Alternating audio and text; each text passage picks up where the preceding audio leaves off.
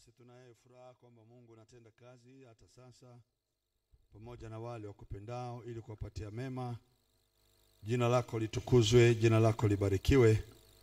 Maana wewe ndiye nguvu yetu, msaada wetu, baraka zetu, furaha yetu na amani yetu. Wewe ndio kimbilio la mwenye haki, wewe ndio ngome yao, wewe ndio wokovu wao, wewe ndio msaada wao wa karibu. Kwa yote aliyekutumaini wewe hata aibika, maana umeondoa nira shingoni mwake na umevunja kongwa lilokuwa likiwashika, kwa sababu uliwachagua kuwa uzao wako mwenyewe. Asante kwa sababu ya wokovu tuliopata katika Kristo. Asante kwa sababu ya msamaha wa dhambi tuliopata. Asante pia kwa sababu ya uzima wa milele.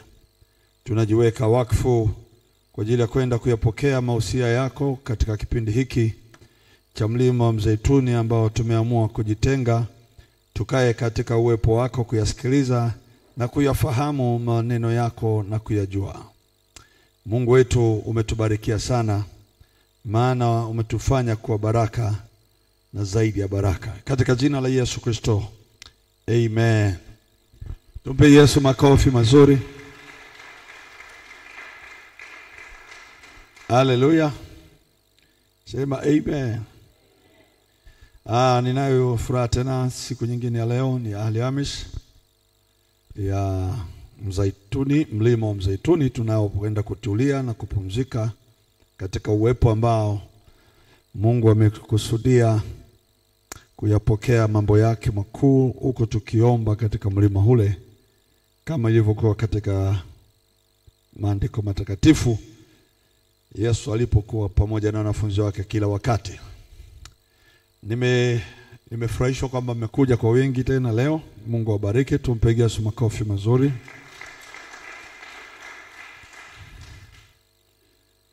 Ni jioni njema. Mzeituni, haleluya. Mzeituni ni mti uliokuwa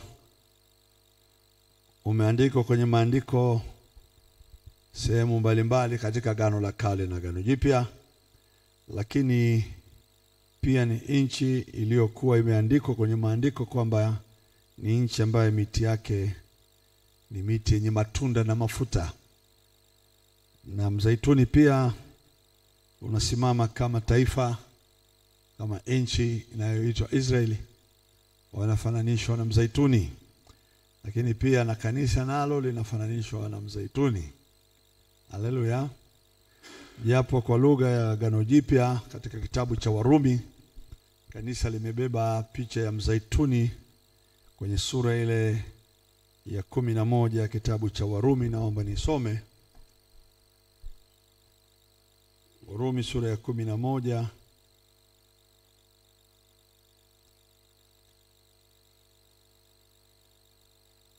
mstari wake wa 17. Bwana Yesu asifiwe. Sema amen. Warumi 11 na mstari wake ule wa 17. Tunaposikia habari ya Israeli, nasema lakini iwapo matawi mengine yamekatwa, yani Israeli, na wewe mzeituni mwitu ulipandikizwa kati yao, ukawa mshirika wa shina la mzeituni na unono wake. Israeli ameitwa ni mzeituni. Amen. Usoma kwenye kitabu cha Hosea, yeye ni mzeituni. Sasa na kanisa limeingizwa kwenye mzeituni ule, ukapandwa, kumaanisha kushiriki waliopewa Israeli kama baraka zao. Sasa kama Israeli ni mzeituni na uliopandwa ili kutoa mafuta. Amen. Kuna vitu vingi ambavyo mzeituni ulitumika kwenye nyumba ya Mungu zamani. Mzeituni kama mti, nachukua kama mti, ulitumika kutengeneza mbao zinazoweza au zilizotumika katika hekalu. Mbao ambazo zilitumika kwa ajili ya milango, na kwa ajili ya zile mbao za kushikilia milango.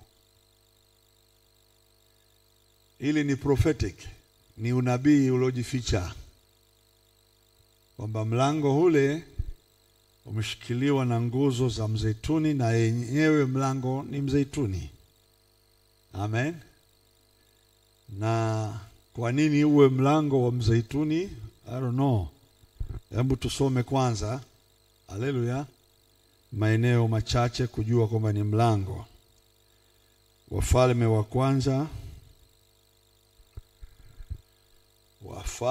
kwanza,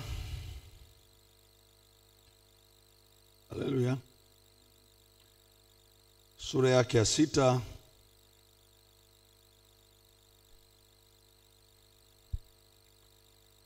nianze na mstari wake 23.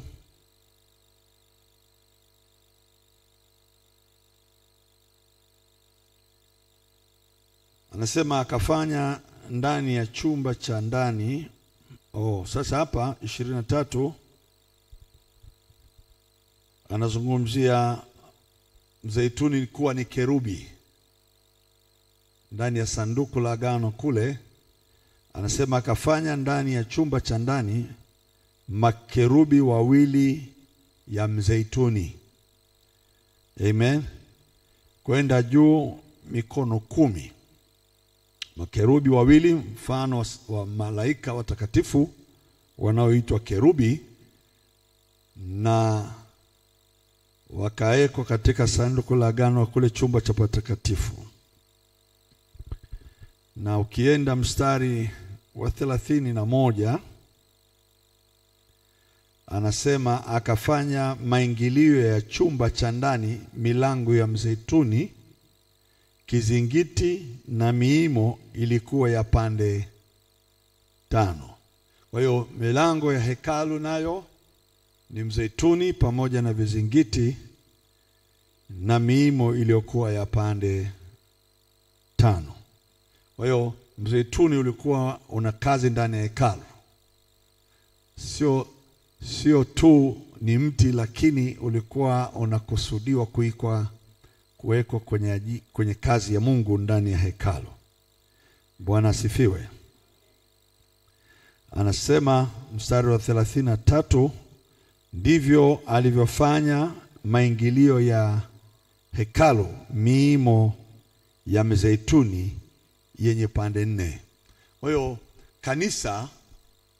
kanisa linaloitwa mzeituni lilopandikizwa ni mti ambao unahusika katika maeneo yetu ya kiroho kwenye masuala ya uungu wa Mungu. Ndio maana Yesu anaitwa Kristo au Hamashia, mpako mafuta, aliyekuwa anasadikika atakayekuja aweze kumkomboa mwanadamu. Katika eneo la kumbukumbu ya Torati utasoma, utakuta ile nchi wanaoingia Waisraeli ni nchi yenye mizeituni. Kwa hiyo ni nchi yenye mafuta, lakini pia ni mafuta yaliyotumika hekaluni kwa ajili ya kuwasha taa ya hekalu. Kwa ajili ya kuwasha taa ya hekalu. Nilisema juzi ile taa ya ndani ya patakatifu ya vinara vya taa 7 mafuta yake ni mzeituni. Amen. Mafuta yake ni ya mzeituni. Kwa hiyo ile taa ilikuwa hairuhusiwi kuzimika. Ilitakiwa iendelee kuwaka kila siku. Na sababu ya ile taa ni kuleta ufahamu, kuleta uwezo wa kuyaona mambo yasiyoonekana. Kwa mfano, kwa nini ile taa ilikaa hekaluni? Ilikuwa ni kwa sababu ya roho 7 zilizokuwa za Mungu zilizoachiwa ndani ya ulimwengu kuweza kupeleka nuru kwenye fahamu za wanadamu. Zile roho 7 tunaziita hekima, maarifa, ufahamu, kumcha Mungu na uweza na nguvu. Amen. Kwa hiyo wakati unajazwa na zile nguvu za yule Roho, anakupa wewe uwezo wa kuona, sio kuona mambo tu ya watu, lakini kuyaona mambo ya Mungu yanayohusu maisha yako na ya wengine. Amen. Kwa hiyo alikuwa na kazi kubwa yale mafuta. Mlango ule ni wa mzeituni. Kumbuka Yakobo alitaka kuachana na Labani, na wakati anataka kumwacha, alitaka kumwacha mkono mitupu. Labani alitaka kumwacha Yakobo masikini. Ikawa kama kuna kikao kilikaa kikasema, haiwezekani, nimekutumikia miaka mingi na ukafanikiwa sana tangu mimi nimeingia kwenye nyumba yako. Kwa hiyo lazima unipe na mimi sehemu ya kazi niliyoitumikia ili nikaangalie nyumba yangu. Majira ya kukutumikia wewe sasa peke yako imeisha. Sasa ni majira ya mimi kwenda kufanya kazi kwa ajili ya nyumba yangu. Hata lini nitaendelea kutumikia na nyumba yangu kabaki kwa maskini? Kwa hiyo Labani akamwambia, haina shida. Kama unataka kufanikiwa katika kondoo na mbuzi nilizonazo, kondoo au mbuzi watakao kwenda kuzaa marakaraka, hawa kondoo na mbuzi wa madoadoa au mistari, wewe utachukua. Wakati huo kondoo zote au mbuzi zote walikuwa na rangi moja tu, hawana doa la aina yoyote katika mwili. Yakobo akasema, yes, hapo umejileta mwenyewe. Akaenda, Biblia inasema akakata miti. Ile miti aliyokata ni ya mzeituni. Akatengeneza fito huku, akatengeneza huku, akaweka juu katika maingilio ya boma la wanyama. Wanapotoka kwenye malisho, wanaingilia pale jioni na wanatokea pale jioni. Kitendo kile, kila aliyekuwa akipita mnyama alikwenda kumpanda mnyama, lakini sio huyu mnyama anapanda mnyama mwenzake. Palitokea mnyama mwingine ambaye sio huyu wa kawaida, aliyekuwa anapanda mbegu nyingine ambayo hawawezi kuzaa madoadoa, lakini Mungu akaweka muujiza katika mlango. Na mimi naamini wewe na mimi tutakuwa mlango katika nyumba ya Mungu. Chochote kitakachokuja hapa kitakuja na baraka za Bwana zitakwenda kuonekana katika maisha yetu. Mlango wako wa maisha, wewe, watoto wako, mume na baba, ni kichwa, mama na watoto, ni mafuta ya mzeituni yaliyokuwa katika nyumba yako. Lazima baraka zitatokea, wala hatutakuwa masikini. Mpigie Yesu makofi mazuri. Okay. Musa alichunga wanyama wa baba mkwe. Amen. Na alikaa miaka 40 akitumikia wanyama wa mkwe wake aliyekuwa kuhani wa Midiani. Na ikafika wakati Mungu akamuuliza Musa kwamba sasa nenda, wakati umefika wa kukomboa Israeli. Musa akamwambia Mungu, mimi ni nani hata niende? Kwanza mimi hata sijui kusema. Wakaenda wakizungumza na Mungu maneno yalionekana Musa hawezi kuamini kwamba atatumika. Miaka yake 40, mifugo iliongezeka kuliko kawaida. Mifugo iliongezeka sana. Na katika kufanya kazi ile, alikuwa nayo fimbo mkononi asiyoijua. Anayo fimbo mkononi asiyoijua. Ndiposa Mungu akamuuliza, kwani una nini mkononi? Alikuwa hana habari. Amebeba mti wa mafuta, mti unaokaa kuweza kuzalisha miujiza, lakini yeye hafanikiwi wakati anao mkono unaoshika fimbo yenye mafuta inayoweza kuzalisha na kuweza kuongeza na kuzidisha maisha yakawa bora na kuwa mazuri, lakini yeye amebaki masikini. Ndiposa Mungu akamwonyesha hiyo fimbo ichukue iweke chini, ikageuka ikawa nyoka. Musa akaogopa, akaambiwa usiogope, shika kwenye mkia, ikarudi kwa fimbo. Musa akashindwa kuelewa, yawezekanaje fimbo hii? Musa huyo alitumia ile fimbo iliyokuwa kama kawaida, ipo tu, haina kazi. Lakini the moment imeingia kwenye nchi ya Misri, iliweza kutumika kuhakikisha miungu ya Wamisri walikuwa wakipigwa kwa kupitia fimbo ile. Musa alikuwa akigusa udongo, akipiga kwenye fimbo, inzi wa aina zote na aina zote za wadudu waharibifu walikuwa wanatoka katika udongo na kuingia katika nyumba ya Wamisri. Bahari ya Shamu, haleluya, mwamba uliokuwa hauna maji ulitoa maji. Mimi naamini kila mmoja aliyoko hapa ni mti wa mzeituni uliopandwa na Bwana pembezoni mwa maji yaliyo hai ambaye ni Kristo. Ni kazi yako wewe na mimi kugusa chochote kiweze kuleta uhai, kugusa chochote kiweze kuleta mabadiliko, na hata ikiwezekana maadui zako waingie katika kupigwa, kwa sababu kuna mafuta yanayoweza kuvunja nira, zikaharibu kazi zote za yule adui. Sema amen. Nimejaribu kutafakari kwa nini kule patakatifu palipokuwa kwenye sanduku lile la agano, eti Mungu anamwambia nitatengeneza wale kerubi kwa mti wa mzaituni.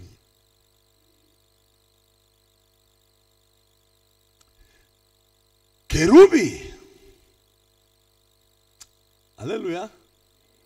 Kwenye eneo lingine palishawahi kuwapo malaika waliowahi kutiwa mafuta zamani kabla ya uasi.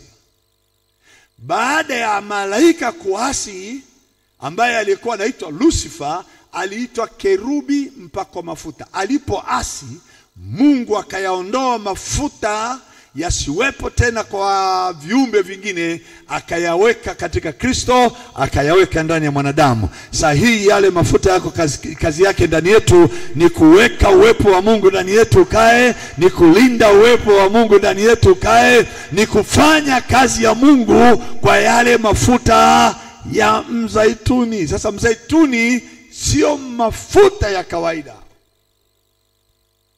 Hata kama tunayapikia, hata kama wengine tunajipaka, wengine mnaenda kufanyia masaji, sielewi, yote huko ni kazi ya mzeituni. Imekuwa ikitumika katika asili kukuponya, imekuwa kwenye asili kwa ajili ya chakula, imekuwa kwa asili kwa ajili ya marashi. Marashi ya hekaluni yalikuwa yakitengenezwa pia kwa magamba ya mti wa mzeituni. Majani ya mzeituni yamekuwa yakitumika pia kama dawa. Matunda ya mzeituni yamekuwa yakitumika kama mafuta ya kuweka watu wakfu,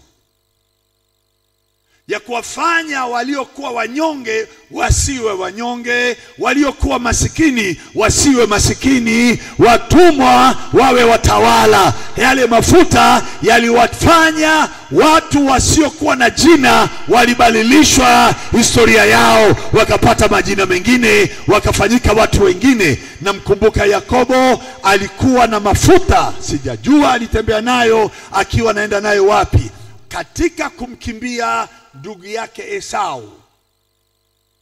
Akafika mahali paliitwa Luzu, akalala ule usiku, na akalalia na akaeka kichwa chake kwenye jiwe. Sijui kwa nini aliweka kwenye jiwe kichwa chake. Hata na mimi natafakari, kwa nini asiweke mkono wake akaulalia? Kwa nini asichukue boksi au begi la nguo akaliwekea kichwani? Jiwe ni kitu kigumu.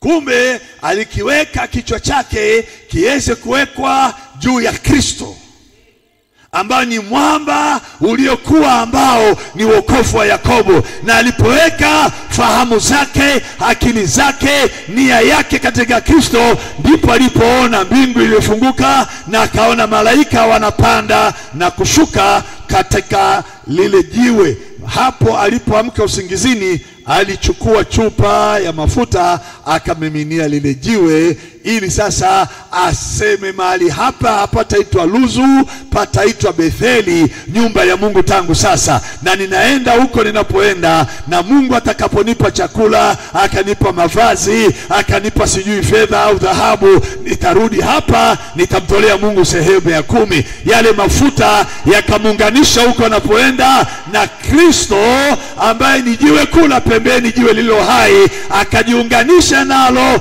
akaenda nchi ya ugeni, akafanikiwa, akaja huko akiwa tajiri, akaja huko akiwa na mali. Hata Esau ndugu yake alipomwona alishangaa, na akamwambia ndugu yake, Mungu alienda na mimi amenibariki huko nilipo, nimekuletea zawadi. Akampelekea kondoo, akamletea mbuzi, akamletea punda, akamletea ngamia, akamletea fedha, akamletea dhahabu. Washa mzeituni wako uonekane katika jina la Yesu.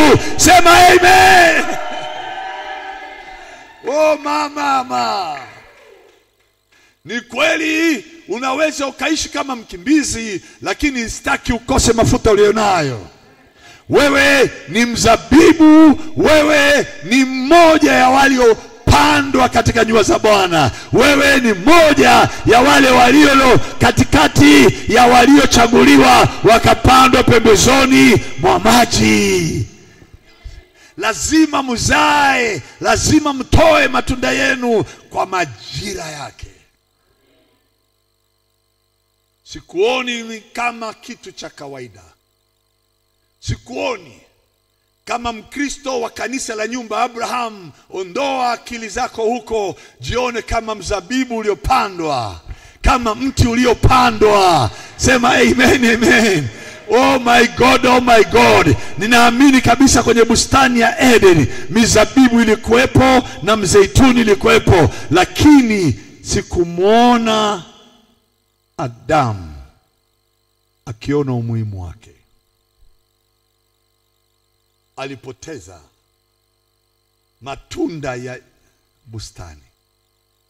Na huku namuona Adamu wa pili amerudi kwenye bustani ile aliyokuwepo mwanadamu, mahali ambapo panatoka kwenye ile bustani mafuta ya utawala, mafuta ya kumiliki, sio kuwa mtumwa. Akaanza kulitengeneza kanisa lake katika mlima wa Mzeituni, akiwafundisha wanafunzi wake habari za ufalme wa Mungu. Ili kanisa lizaliwe katika mafuta, kila mmoja atokee aingie kwenye ufalme akiwa na uwezo na nguvu za kumiliki na nguvu za kutawala. Hakutakuwepo tena kerubi atakayetiwa mafuta. Hamna. Mungu amekuchagua wewe. Anamwambia Musa, kawapake Haruni na ndugu zake na watoto wake Harun mafuta, watie mafuta kwa ajili ya nyumba yangu, kwa ajili ya kazi ya mahali patakatifu. Haleluya. Sema amen, amen.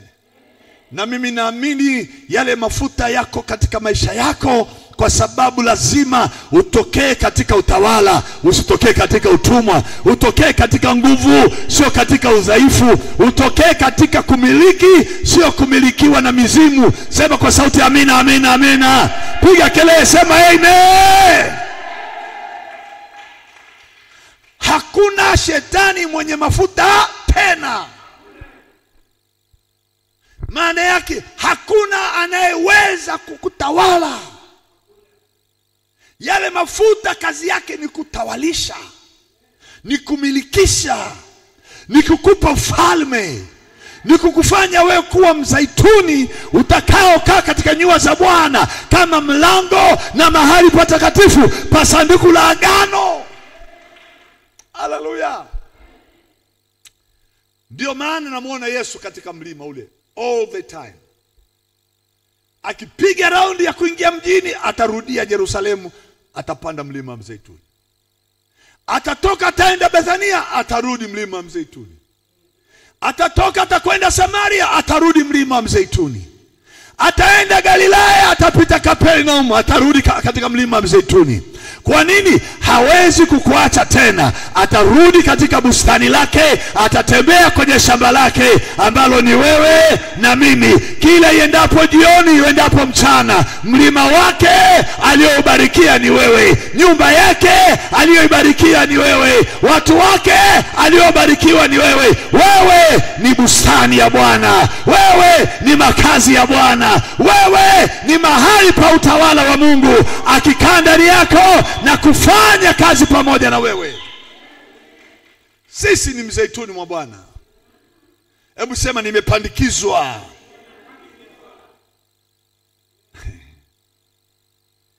Oh my God. Hivi mnafahamu kuna mzeituni miwili katika kitabu cha Ufunuo? Ufunuo na Zakaria. Hebu tuanze na Zakaria. Zakaria. Olai. Olai. Woo!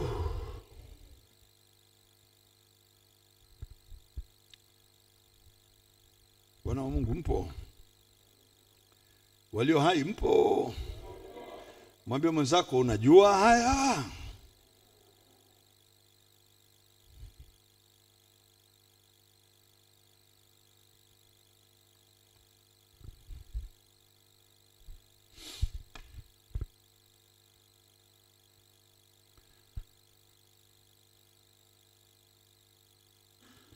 Zakaria sura ya 4.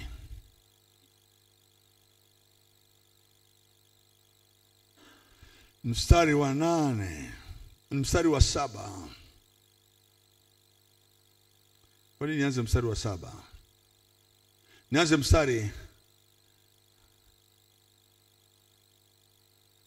mstari wa ngapi? Wa 4. Nami nikajibu nikamwambia yule malaika aliyesema nami, nikasema, Bwana wangu, vitu hivi ni nini? Hapana. Mstari wa 3.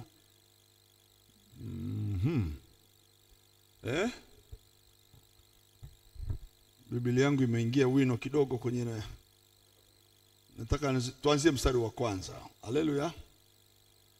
Sema amen, amen. Haleluya. Anasema na yule malaika akanena nami akanijia mara ya pili. Na yule malaika aliyesema na mimi akanijia mara ya pili, akaniamsha kama mtu ayamshwavyo katika usingizi wake. Akaniuliza, unaona nini? Nikasema, naona. Anasema naona, tazama, kinara cha taa cha dhahabu tupu, nacho kina bakuli juu yake na taa zake 7 juu yake. Tena iko mirija 7 ya kuleta mafuta, na taa zote zilimo juu yake, na mizeituni miwili karibu yake, moja upande wa kuume wa lile bakuli na moja upande wake wa kushoto. Nami nikajibu nikamwambia yule malaika aliyenena nami, nikasema, Bwana wangu, vitu hivi ni nini? Ndipo malaika aliyesema nami akajibu akaniambia, hujui vitu hivi ni nini? Nikasema, la, manake hapana, la Bwana wangu. Akajibu akaniambia akisema, hili ndilo neno la Bwana kwa Zerubabel kusema, si kwa uweza wala si kwa nguvu, bali kwa roho yangu, asema Bwana wa majeshi. Nani wewe, mlima mkubwa? Mbele ya Zerubabel utakuwa nchi tambarare, naye atalileta lile jiwe la kuwekwa juu kabisa pamoja na vigelegele vya neema ilikalie. Tena neno la Bwana lilinijia kusema, mikono yake ya Zerubabeli itaweka misingi ya nyumba hii, na mikono yake ndiyo itakayoimaliza. Nawe utajua ya kuwa Bwana wa majeshi amenituma kwenu. Haleluya. Pigia Yesu makofi mazuri kabisa. Mzeituni, haleluya, haleluya, kinara cha taa 7 kinachobeba mafuta, kinacholeta nuru, vyote vilionekana na Zerubabeli hakuelewa. Alitamani kujua maana yake vitu hivi, akaambiwa ujui, basi sasa utajua. Hapata kuwepo na mlima, yani maana yake ufalme. Hapata kuwepo na mlima mkubwa tena utakaoweza kusimama mbele ya Zerubabeli. Kila mlima utafanywa flat. Sema amen, amen. Kwa nini? Kwa sababu kuna mafuta, kuna mzaituni, na mafuta yamejaa kwenye kile kinara cha taa 7. Na mimi najua kanisa limejazwa na roho wa hekima na maarifa na ufahamu. Maana yake wewe ni mlango, wewe ni eneo la madhabahu ya Bwana linaloleta nuru kwa ulimwengu, ili milango ya kuzimu isiweze kuingia katika mji tena na kutawala mji. Sisi sasa tutasababisha milima ya ufalme wa giza kutoweka katika mji. Mpigie Yesu makofi mazuri, sema amen. Haleluya. Unani wewe? Mlima mbele ya Zerubabeli. Utafanywa tambarare. Wacha Mungu akutie mafuta, wacha mafuta yatoke ndani yako. Anasema katika Ufunuo wa Yohana sura ile ya 1, mzee Yohana anasema hivi, naomba niisome. Ufunuo sura yake ya 1. Haleluya. Sema amen.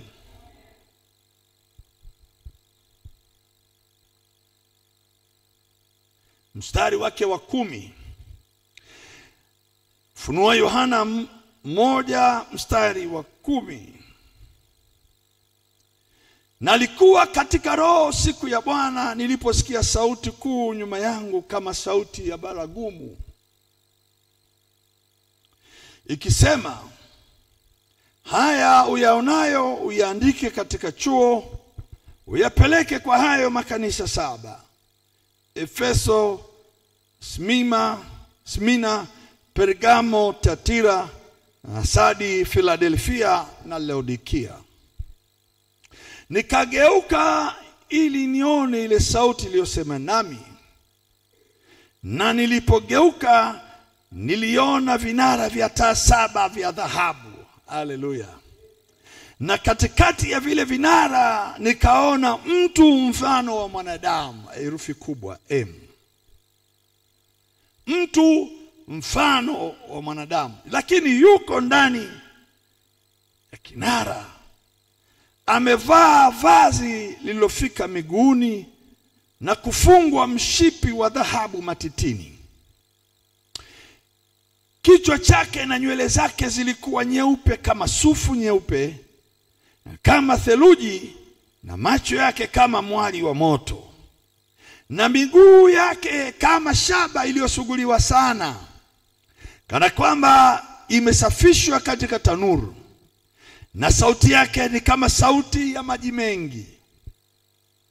Naye alikuwa na nyota 7 katika mkono wake wa kuume, na upanga mkali wenye makali kuwili ukitoka katika kinywa chake, na uso wake kama jua liking'aa kwa nguvu zake. Nami nilipomwona nilianguka miguuni pake kama mtu aliyekufa. Akaweka mkono wake wa kuume juu yangu, akasema, usiogope, mimi ni wa kwanza na wa mwisho, na niliye hai, nami nalikuwa nimekufa, na tazama ni hai hata milele na milele, nami ninazo funguo za mauti na kuzimu. Basi uyaandike mambo haya uliyoyaona, nayo yaliyopo na yatakayokuwa baada ya hayo. Siri ya zile nyota 7 ulizoziona katika mkono wangu wa kuume, na vile vinara vya 7 vya dhahabu. Zile nyota 7 ni makanisa, zile nyota 7 ni makanisa wa yale makanisa 7, ni malaika wa yale makanisa 7, na vile vinara 7 ni makanisa 7. Haleluya. Na muangalia Yesu kama Yesu anayejitambulisha akiwa kwenye vinara 7 vya dhahabu. Vinara alivyoviona Zakaria vyenye mafuta ya mzaituni. Haleluya. Vinara ambavyo Zakaria aliviona akaambiwa, si kwa uweza wala kwa nguvu, bali kwa roho wangu, asema Bwana wa majeshi. Haleluya. Wakati wa Zakaria anaona vile vinara, akauona pia miti ya mzeituni pembeni, miti miwili. Sema amen. Akaliona kanisa la Wayahudi waliomwamini Yesu na kanisa la Wamataifa waliomwamini Yesu. Wao wawili ni mizeituni miwili ambao Mungu amewachagua akawapanda waweze kukaa katika eneo la utawala pamoja na Kristo, ili milima ya kichawi na utawala wa giza usipate nafasi katika miji. Na mimi naamini yule aliye ndani ya kinara cha taa 7 alionekana katikati ya vile vinara vya taa 7, kile cha katikati, kwa sababu ndicho kinanyonya mafuta, kinamiminiwa mafuta, kisambaze mafuta. Kwa hiyo Yesu ndio mwenye mafuta mwenyewe. Yesu ndiye Kristo mwenyewe anayesambaza mafuta kwa Wakristo wa Kiyahudi upande wa kushoto, na Wakristo wa kimataifa upande wa kulia. 3 upande huu, 3 upande huu. Ninaamini tunaenda kutawala sehemu zote za dunia hii. Kila falme za giza utakapokanyaga mahali popote kwa fundisho la Kristo lenye mafuta, wachawi hawatapita juu ya hilo anga. Watu wote wanaopitia katika magano ya giza hawatatuweza wala kutukaribia.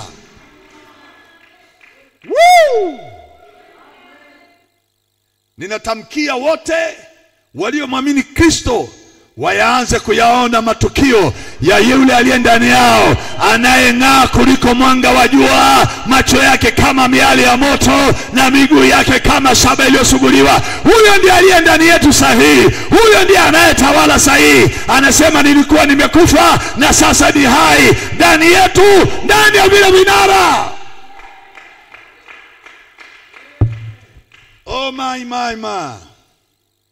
Hebu sema, yumo ndani yangu katika uwezo na nguvu kuharibu falme za giza, kila falme za kipepo, kila aina zote za mashetani lazima waangamizwe popote na maajenti wao. Kila aliyeweka agano na nguvu za giza hawatasimama mbele yangu tena. Amen. Ninauona uwepo huu. Ninauona uwepo huu. Huu wa Ufunuo 1. Huu wa Ufunuo. Anasema Yohana, nilipomwona nilianguka kama mtu aliyekufa. Mtu aliyekufa mimi sijui anakuaje, lakini maana yake alizikuta nguvu za kama mwanadamu zilimtoka. Alafu akamgusa akamwambia Yohana, usiogope. Zipo nguvu katika mguso aliyoguswa Yohana, akatoka katika ile hali kama aliyokufa, alafu akainuka, ndipo akaanza kuandika aliyoambiwa andike. Ndipo akaanza kuyaeka kwenye ukumbusho tusome leo, tunayasoma leo. Na mimi naamini kuanzia sasa utaenda kuinuka katika ile uwezo, na kila kitu ambacho anaenda kufanya na anachoenda kutenda kitatokea kukupitia wewe, aidha kwa kuona, kwa kusikia, kwa kusema na kwa kutenda. Nataka mambo yatokee katikati yetu, sema amen. Akaonyesha akasema, kwanza kwa mkono wangu wa kuume kuna malaika na kuna nyota, shoto na kulia. Kuna nyota ambazo ndio malaika. Haleluya. Hebu sema malaika. Sema wako malaika wanaofanya kazi na mimi. Haleluya. Nilishakwambia kwamba mzeituni, agano la kale, ulitengeneza miimo ya mlango na mlango. Maana yake Kristo na nguzo za mlango, mimi na wewe. Bado wewe na baba, mume na mke na watoto ni miimo ya mlango. Ile Israeli wanaambiwa kutoka Misri, wanaambiwa utapaka milango damu na miimo yake. Yaani baba atakuwa katika agano, mama atakuwa na agano, watoto watakuwa na agano. Hakutakuja ingia mauti ndani ya nyumba yenu, hakutaingia magonjwa ndani ya nyumba yenu. Maana upande huu na upande huu kuna nguvu ya Mungu inayotawala, yani Kristo. Amen. Ndugu zangu, usifanye mchezo na mafuta ulionayo. Nisikilize kwa makini. Amen. Wayahudi hawajawahi kukosa haya mafuta kwenye nyumba zao. Kila Myahudi, hata na leo, hata na kesho, Wakristo udharau kila kitu. Hapa kuna watu hatawaelewi kwa nini mafuta. Fungua Marko 6.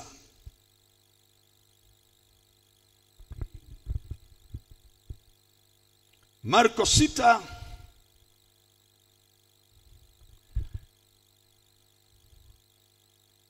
Haleluya. Sema amen.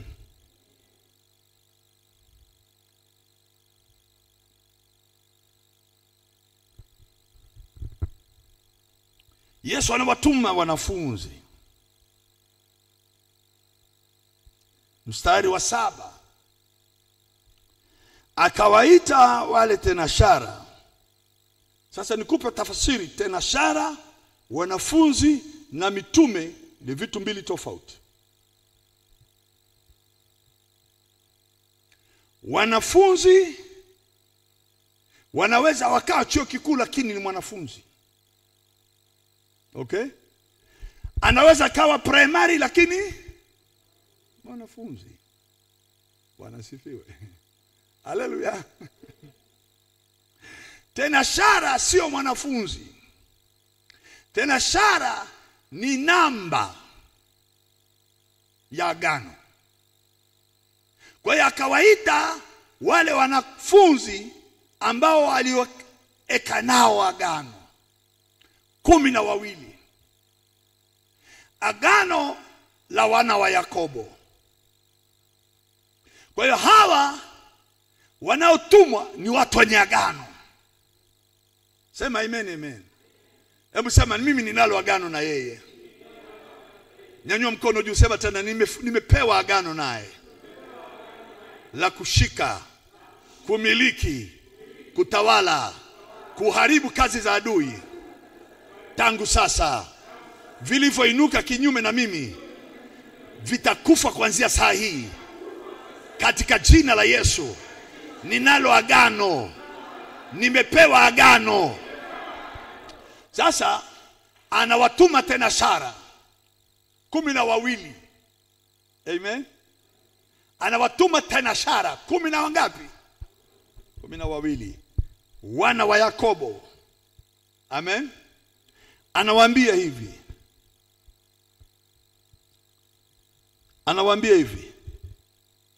Akaanza kuwatuma wawili akawapa amri juu ya pepo wachafu. Amen. Mnaelewana hapa lugha? Mnasikia hiyo lugha? Msikimbie haraka, iangalie lugha.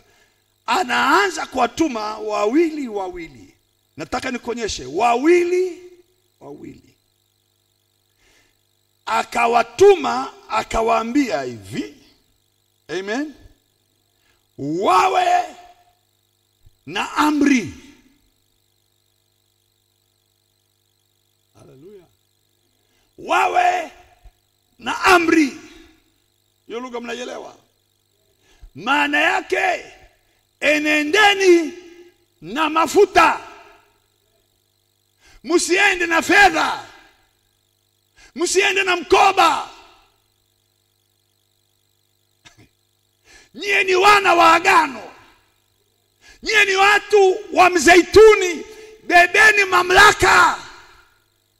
Jamani, Samuel anamtia Daudi mafuta, anamwambia, je, Bwana hakukutia mafuta kuwa mkuu juu ya watu wake Israeli? Nawe utawapiga maadui wa Israeli. Usiende kama Mkristo wa dhehebu. Nenda kama tenashara. Nenda kama mwenye mafuta. Nenda kama mwenye amri. Nenda kama mfalme. Nenda kama mtawala. Usiende kama mhudhuriaji wa kanisani. Walipo wawili au watatu, nipo katikati yao. Akawaambia, nendeni wawili, mizeituni miwili.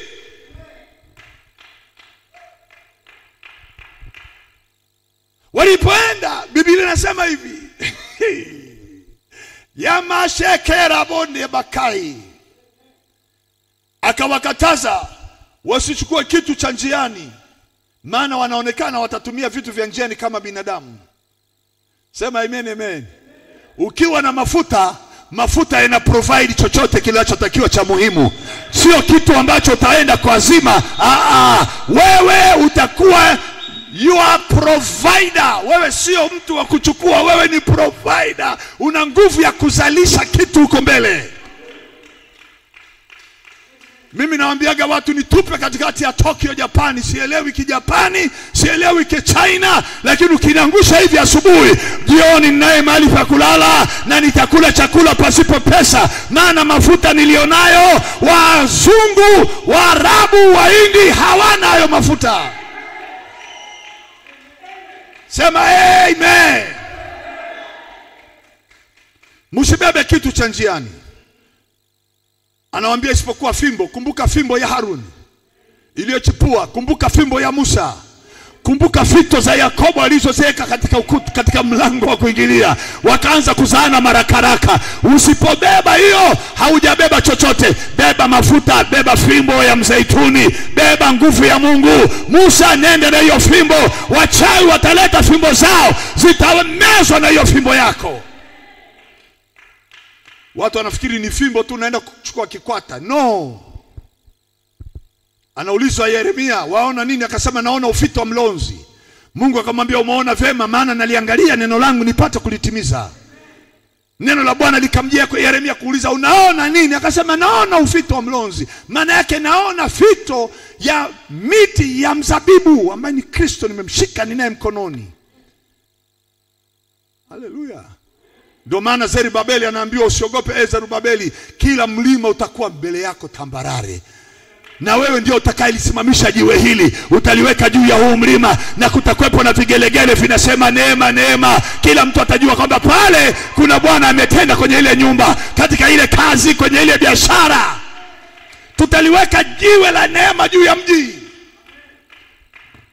Sio unakuwa na Wakristo kila siku, Wakristo ndio wako unawagaragaza na mapepo. Wakristo wangu hawatagaragara na pepo mahali. Wanaokaa katika nyumba ya Abrahamu, wao ndio watakwenda kutoa pepo nje, lakini hapa ndani ni nyumba ya hekima. Mapepo hayatakaa hapa. Wakiingia kwenye ule mlango wanahama wenyewe. Piga kelele, sema amen. Wow, muda wangu umeenda. Na nyinyi mnaniacha niendelee kuongea. Nimalizie huo mstari. Naendelea na huo mstari, si ndio? Halo.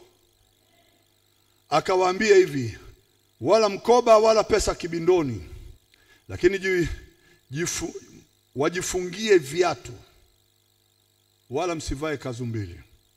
Mnakumbuka kiatu? Nani anakumbuka habari ya kiatu nilichofundisha hapa? Watu wa Mungu, kumbe hamna watu wanaonisikilizaga hapa. Neno Yohana Mbatizaji anasema, jamani ajaye nyuma yangu, huyu anapokuja kila mlima utashushwa, kila bonde litajazwa, wala sistahili hata kulegeza kamba za viatu vyake. Siwezi, maana anakuja huko amevaa viatu, na ile nguvu inayokuja pamoja na yeye siruhusiwi kuilegeza hiyo nguvu. Kiatu ni fundisho, kiatu ni elimu ya kuweza kutawala. Ndio maana nimewapa mamlaka ya kukanyaga, sio mamlaka tu ya kutoa pepo, ni kukanyaga. Fundisho lako utakalolijua la Kristo likikaa kwenye ufahamu, utatembea mahali kwa ile elimu ya Kristo ndani ya ufahamu wako, itakuwa inakanyaga nguvu za giza kwenye eneo lolote la kiroho lililowekwa kuwa madhabahu mahali. Utapita juu ya mji huu, kila eneo kuna madhabahu ya giza, itaporomoka kabla hujafika mahali popote ugiza linapotawala. Ukipita hapo kwa sababu ya ufahamu wa Kristo, si kwa sababu ni mwombaji sana. The power of the knowledge of Christ itakupa wewe nafasi. Nyoka na nge na nguvu zote za yule mwovu utawaharibu. Halo, Yesu amekaza kamba Yohana na mafundisho yake, na watu wote wa dunia hawaruhusiwi kulegeza mafundisho ya Kristo, lazima yakaze vile vile. Na yeye mwenyewe akatupa kiatu, akatuambia enendeni ulimwenguni mote. Alipotupa hiyo elimu, Paulo akaifafanua zaidi akasema tuvae miguu ya utayari tutakapotoka kwenda kuipeleka habari njema za ufalme. Miguu ya utayari ni ile nguvu ya ile neno la Kristo likikaa ndani yetu kwa wingi. Kila elimu ya giza na mafundisho ya mashetani na kila ila za adui zitaharibiwa. Iwe mwanamke iwe mwanamume, usiogope, tumiwa na Yesu. Haleluya. Woo! Piga kelele, sema woo! Waisraeli wakishinda wanapigaga kelele, hawanyamazi. Ndio maana Joshua alianza na kelele. Mkimaliza tu kuzunguka siku ya 7, piga kelele. Haleluya. Piga kelele, sema woo! Yeah. Biblia inasema wakatoka wakahubiri kwamba watu watubu, wakatoa pepo wengi, wakapaka mafuta watu wengi waliokuwa wagonjwa wakawapoza. Neno kupoza ni kuponya. Kuponya sio ile kula dawa. Sikilizeni, kuponya spiritually kibiblia ndiko likisema wakaponywa, maana yake wanapewa certificate. Sijui nitumie lugha gani. Okay, asante, umeniambia vizuri. Unapoingia kwa tatizo la magonjwa kwenye mji, una watu wanakuambia tutakupa chanjo. Haleluya. Inayoitwa vaccine. Chanjo itakayozuia lile tatizo la ugonjwa mpaka anakufa mtu. Sisi tunakupa Kristo, tunakupa mafuta. Yale magonjwa ya kuwa hayataingia kwenye mwili wako tena. Na mimi natamani iwe hivyo. Tutatembea na hayo mafuta. Ukiweka mkono juu ya wagonjwa, wale wagonjwa hawaponywi tu, wanapata chanjo na certificate ya kwamba wewe unayo chanjo halali. Utapita mahali watakufa 1000 huku, watakufa huku 10,000, lakini hautakuwa na mabaya juu yako. Neno sio uponyaji kama tunavyochukulia hospitali. Unapewa asubuhi 2, mchana, jioni, na usiku unakula dawa, lakini baada ya mwaka ugonjwa unajirudia. Sisi katika Kristo, mwana akikuweka huru, is forever and ever and ever. Na mimi nataka nikwambie, unaondoka na mafuta, utashika 5,000 kwa mkono, lakini haitaisha mkononi, itajiongeza katika nguvu, itajipandisha katika daraja la kwenda na wewe hata uzeeni. Unakinga. Ndio maana waliambiwa wasibebe pesa kwenye mikoba yao, kwa sababu ninyi ndio mnatajirisha watu. Hello. Oh my Jesus. Sijui kama naeleweka hapa. Hello. Woo! Wakapaka watu wengi mafuta, wakawapoza. Na mimi nataka nikuhakikishie, is only today and tomorrow, tunapomalizana na fundisho hili la mzaituni, mlima wa mzaituni, nataka nikwambie hivi, Mungu atakwenda kuingiza injection ya kila kitu kisikudhuru tena duniani.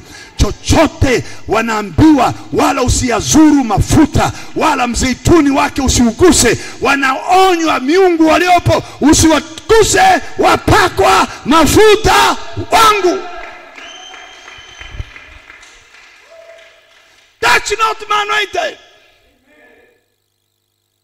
Nakwambia hivi, labda hujajua elimu ninayofundisha.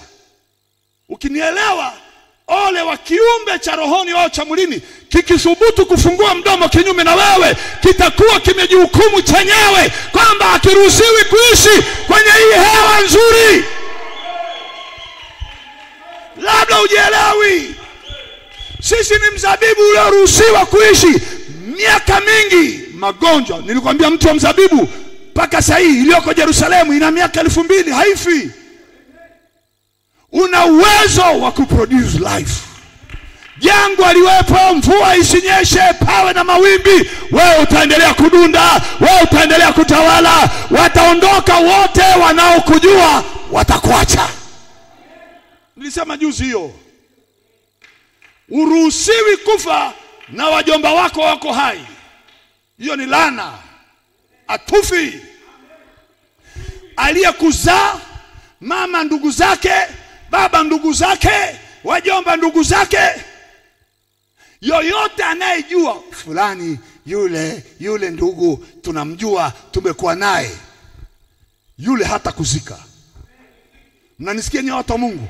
Yule mtu namna hiyo hata kuzika. Maana sisi ni mti uliopandwa. Sisi ni mti uliopandwa ambaye majani yake hayanyauke, na tunazaa matunda yetu kwa majira na wakati. Sisi tumepandwa pembezoni mwa mito ya maji.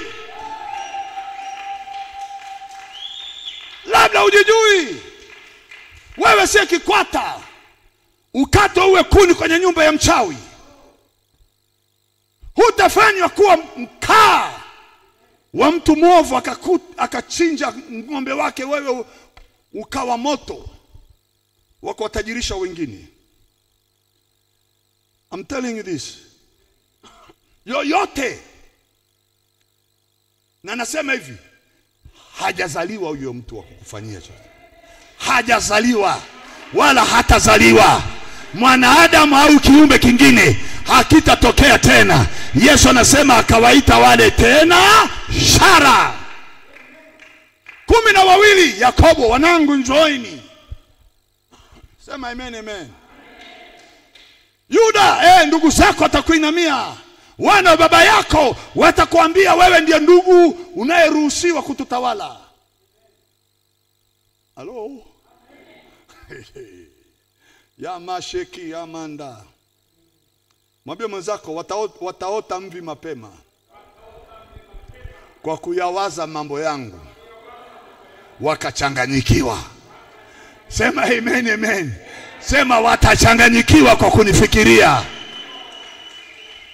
Kuna watu wanatakiwa wakose furaha, wakose amani. Kila wakikuona hivi wajiulize unafanikiwa kwa njia gani? Ni nani mfadhili wako? Ni nani anayekusaidia? Ni aina gani ya mtu anayekusaidia? Unatoboa, maana wanazunguka nyumba yako usiku na mchana, wanatafuta uangamie, lakini wanashangaa afya yako inaendelea kuwa bora, watoto wako wanafanikiwa, ndoa zao zinakuwa nzuri.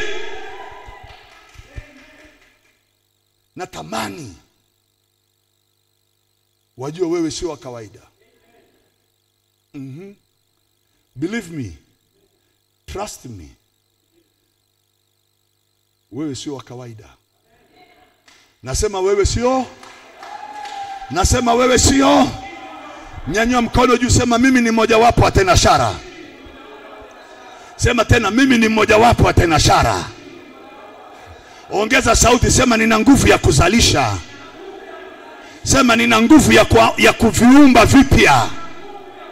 Ndani yangu chemichemi za maji zitatoka, maji yaliyo hai.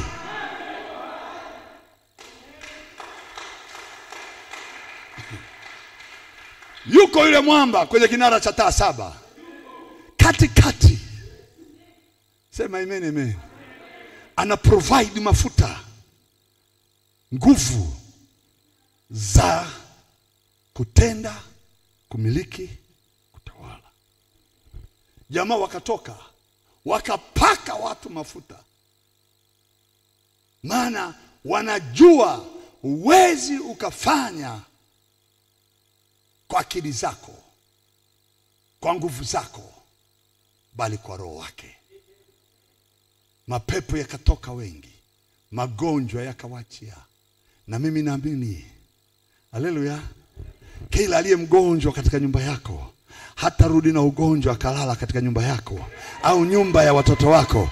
Hakutaingia aina ya ugonjwa, hakutaingia aina ya laana, hakutaingia aina yoyote ya umasikini. Kila mzaliwa wako lazima apandishwe kutoka katika daraja la umasikini aende katika utawala. Kila aliye katika nyumba yako, aliyemzaliwa wa tumbo lako, lazima tawale.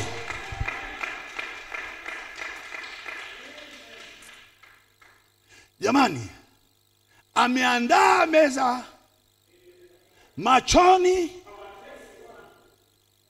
si ndio? Amenipaka kichwani pangu, na kikombe changu kinafurika. Malizia hiyo wimbo wa Zaburi.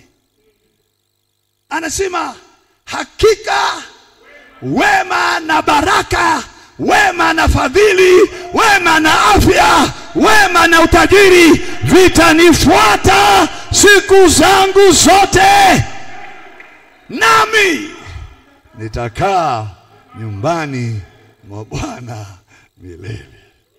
Woo! Piga kelele, sema woo!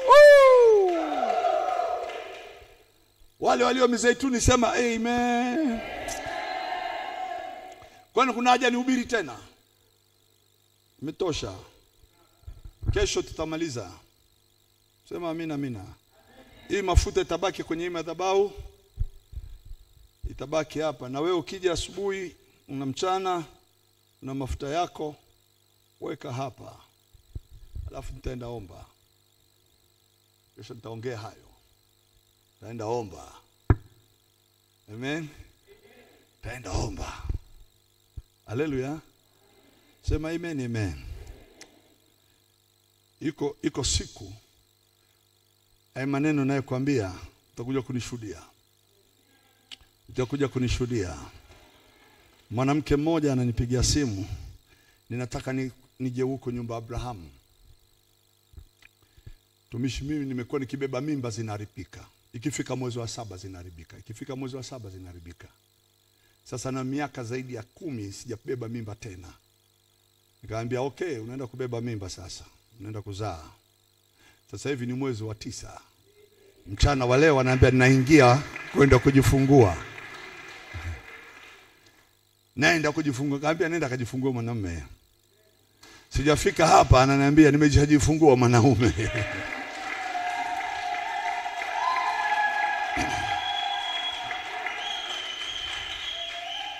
Niliwaambia juu ya yule kijana wa kule Kongo. Nilihubiri kwenye mji wa Kongo kule Durba. Kijana mmoja sikumfahamu, lakini baadaye nikajua nyumba ninayolala ni ya kwake. Akaja kaniambia, papa naomba ongea na wewe. Nikamwambia karibu. Mimi nilikuwa na mtoto alikufa aliweka arage mdomoni, ikaingia kwenye njia ya hewa, akaanguka akafa. Hakuweza vuta hewa. Tangu hapo sijapata mtoto tena, miaka 7. Papa, mimi niko na pesa, ninaweza oa mwanamke nyingine yoyote, lakini nampenda Yesu. Niombe mke wangu apate kuzala. Nikasema hiyo sio maombi. Hiyo sio maombi kwangu. Hiyo sio maombi. Hiyo sio maombi kwangu. Hiyo ni haki. Hiyo ni haki. Hebu sema ninayo haki. Unaona vitu vinavyoitwa maombi ni kwa sababu vinakaa nje ya haki. Vikishakuwa haki isiyo maombi is titled. Imewekwa title ya jina lako. Nikamwambia basi papa, unaenda kuzala mtoto wa kiume. Huyu mtoto utamzaa, alafu utaniambia. Kaondoka, kanipigia simu baadaye akaniambia mke wangu yuko na mimba. Mwezi wa 3 wa 4 ameenda kliniki kwenda kuangalia mimba imekaaje, kama kawaida wa mama. Wamefanya vile vipimo wakakuta hakuna mimba. Akaniita, papa hakuna mimba. Nikamwambia ipo. Wamepima, asema hawajui kitu hao. Watapimaje cha Mungu? Watapima vya wanadamu lakini vya Mungu hawawezi. Mimba imeenda mwezi wa 5, wa 6, wa 7, wameenda tena kliniki. Papa mtoto yuko anacheza, lakini tunapima hata kwa vyombo vya kamera vya radio hatuoni. Niambia hawaruhusiwi kuona muujiza huu. Huu ni muujiza huko patakatifu patakatifu. Hawaruhusiwi kuingia huko kupiga kamera zao. Mungu anaficha kilicho cha kwake mpaka kinapozaliwa, na mimi nataka kionekane kikizaliwa. Siku kuzaa wako kwenye chumba cha kuzaa. Madokta ni wataalamu. Wanamwambia tu unazala nini? Na hakuna mtoto. Papa anatoka nje kwenye chumba, ananipigia simu ananiambia mama yuko kwa chumba ya kuzaa, lakini madaktari wanasema hakuna mtoto. Nikamwambia hawajui hao, patia mama simu. Hii ni connection kati ya mbingu, hawa hawawezi kujua hiyo. Akampa mke wake simu. Papa, nikamwambia sema asante Yesu. Mtoto huyu akatoka. Siku ya birthday, mama anajua, siku ya birthday huyo mtoto nikaenda kusherehekea birthday yake ya mwaka mmoja.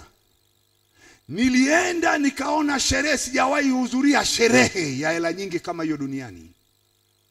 Wale madokta wote waliosema hakuna mtoto walikuja wote kuangalia. Huyu mtu alikuwa anasema yuko mtoto ni aina gani. Wananisalimia kwa uoga. Na mimi nataka nikwambie ndivyo itakavyokuwa kwako. Utayaongea mambo yasiyowezekana yatawezekana, yasiyokuwepo yatakuwepo, maana wewe ni mmoja wa tena shara. Achana na hao wengine wanaitwa wanafunzi na mitume. Tena maana hiyo elimu hata mitume hawajui ya matena shara. Watajua wapi na wao wamezaliwa Kisongo? Tena shara. Piga kelele sema tena shara tuko hapa.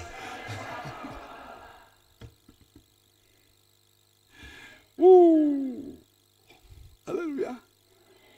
Haleluya. Kwenye mji huo mwanamke alikuwa hazai miaka 12. Ninamwambia njoo na una kansa kwenye matiti yako. Niko kwenye stadium, anakuja huyo mama, nikamwambia una kansa ndio, hujazaa miaka 10 na ngapi? Anasema miaka 12. Nikamwambia unaenda kuzaa, ilikuwa miaka 14 samahani. Unaenda kuzaa mtoto wa kiume, utamuita Abshalom na atakunywa hii maziwa ya matiti. Huyu ni dokta anayenitafsiri hapa, ni dokta. Mimi naongea Kiswahili, huyu anaongea Kifaransa. Anamwambia na ndio amemwambia ninaenda kukata maziwa Jumanne. Naenda kuchinja hiyo maziwa na kata ya kansa. Mimi namwambia maziwa hii mtoto atakunywa. Dokta anatafsiri Kifaransa, maziwa atakunywa wakati anayo appointment, anaenda kuchinja hiyo ziwa.